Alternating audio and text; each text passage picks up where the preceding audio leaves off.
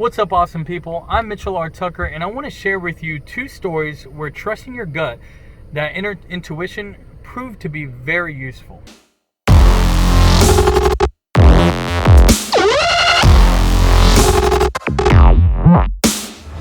The first one was quite some time ago, September 26, 1983. In the midst of the Cold War, a Russian colonel by the name of, I may butcher this, but Stanislav Petrov, he was monitoring incoming satellite data in the Soviet Union Missile Control Center.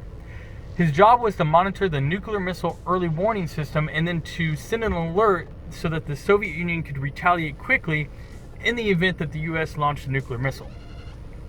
On this day, for the very first time, the alarm sounded.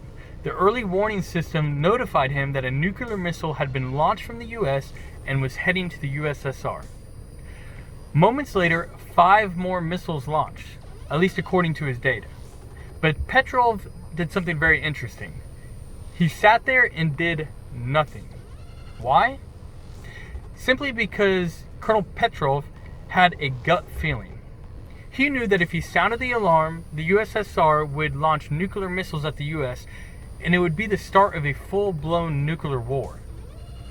Thankfully, Petrov's gut feeling was right, and because he listened to it, you could say that he legitimately saved the world. The second story is a little bit more personal. I was working night shift, and it had been a pretty slow night so far. I was parked next to another officer whose jurisdiction bordered mine, and I'm sure you've seen cops doing that. We were just sitting there making small talk, and I received a call for a 911 hang-up. Now, we receive these calls all the time, oftentimes several throughout a shift.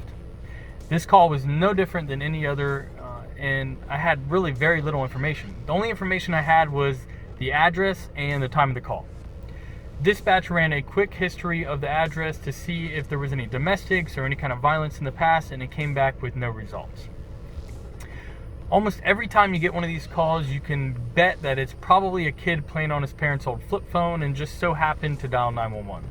I left the officer I was talking to and I started to head to the call. Shortly after I left, I had this gut feeling just telling me to call him and ask for him to come as backup. I kept talking myself out of it, and it was probably a pride thing, I don't know, but I was thinking, why do I need backup on such a petty call, right? I've done this calls like this 1,000 times, and I kept driving. The feeling continued to get worse and worse, so I called the officer and I said, hey, look, I know this sounds silly, but would you mind coming? He said, of course not, I don't care. He said, did you get more information? What do we have? And I said, no, man, I really don't have any more information. And I felt almost embarrassed to ask him. I said, it's just a 911 hang-up. I said, I just have a bad feeling. This officer was a lot more experienced than I was at the time. And he said, look, always trust your gut feeling. I'm a little bit behind you, but I'm coming. But make sure you always trust your gut feeling. He asked me, do you want to pull over and wait on me and we'll go in together? I told him, no, I'll go ahead and head to the call, but I just want you to head this way. I pull up to the house and I see these two ladies running out of the house. They're in their pajamas and they're covered in blood from head to toe. They were screaming, he's inside, he's got a knife. I was like, that instantly you know what the gut feeling was about, right?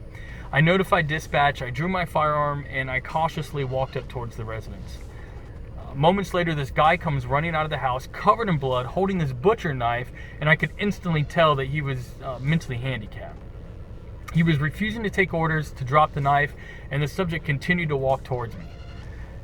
I slowly backed up with my firearm drawn and continued to give orders, and luckily the subject threw down the knife before he got too close.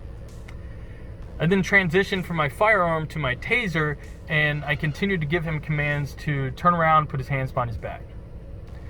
Luckily the subject complied, and I was able to cuff him. So I cuffed him and I'm walking to my vehicle, and as I'm walking to my vehicle, my backup pulls up. He gets out of his car with a smile on his face. He says, I told you, always trust your gut. I load him in the patrol car, and that was that. But I shared this story with you because I encourage you to trust your gut. If there is something that on paper just doesn't add up, but your gut feeling tells you it's the right thing to do, I encourage you to explore the option. This can easily be applied to business, relationships, and so much more. I hope you enjoyed the video, and if so, please consider hitting that thumbs up and subscribing so that you can see more of my content. Thank you so much for checking out the video, and I'll see you next time. Y'all stay safe.